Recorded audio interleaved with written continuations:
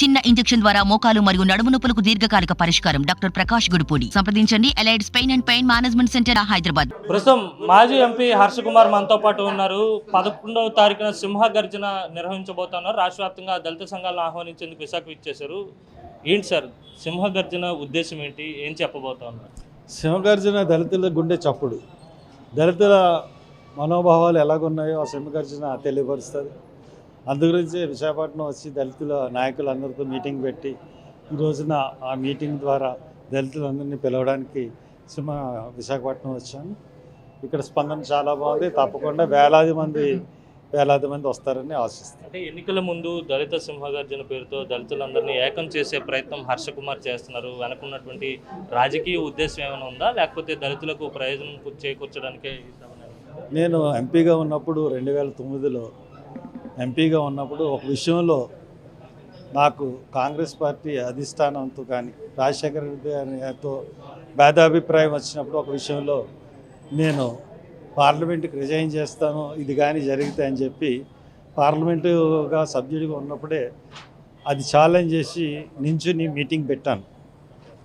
ఈ రోజున అటువంటి పార్లమెంటు మెంబర్షిప్నే వదులుకోవడానికి రెడీ అయిన మనిషిని ఈ రోజున దళితుల బాధలు చూసిన తర్వాత ఖచ్చితంగా బాధలని ప్రజల్లోకి తీసుకెళ్లాలనే ఉద్దేశంతో కూడా పెడతాను. ఎందుకంటే పదవిలో ఉన్నప్పుడు చేశాను, పదవిలో లేనప్పుడు చేస్తాను. ఇప్పుడు ఎలక్షన్స్ గురించి కాదు, ఎలక్షన్స్ గురించి కూడాను. ఎందుకంటే ఎలక్షన్స్లో ఒక కల్లంబుల్లి మాటలు చెప్పి మా జాతిని మోసం చేసిన ఒక పార్టీకి బుద్ధి చెప్పాలన్న ఉద్దేశంతోనే ఈ మీటింగ్. వైసీపీ టార్గెట్గానే దళిత సింహగర్జన ఉండబోతుంది. ఖచ్చితంగా 100% వైసీపీని గద్దెలోకి రాకూడదనే మా సింహగర్జన. అంటే హర్ష కుమార్కి విస్తృతమైనటువంటి పరిచయాలు ఉన్నాయి. దేశవ్యాప్తంగా ఉన్నటువంటి కీలక రాజకీయ నేతలతో పరిచయాలు ఉన్నటువంటి నేపథ్యంలోనే హర్ష కుమార్ ఏ పార్టీ నుంచి ఎక్కడి నుంచి పోటీ చేయబోతున్నారు, పొలిటికల్గా ఏ విధంగా మూవ్ కాబోతున్నారు అనే ఆలోచన అందరిలోనే మెదులుతుంది. దానిపై హర్ష కుమార్ ఏమంటారు?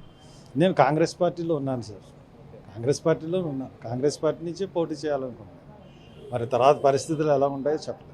షర్మిల అభ్యర్థిత్వాన్ని ఏ విధంగా చూస్తారు? ఆమె పిసిసి అధ్యక్షురాలుగా పూర్తిగా ఆహ్వానిస్తున్నాను. Thank you very much. ఇది మొత్తం మీద అయితే మాత్రం షర్మిల పిసిసి అధ్యక్షురాలుగా ఉండడాన్ని పూర్తిగా ఆహ్వానిస్తున్నాను. వైఎస్ఆర్ కాంగ్రెస్ పార్టీని గద్దె దింపడమే లక్ష్యంగా దళిత సింహగర్జన ఉండబోతోందని చెప్పి మాజీ ఎంపీ హర్ష కుమార్ చెప్తున్నారు. వీడియో జర్నలిస్ట్ అజయ్తో కలిసి అనిల్ RTV, విశాఖ.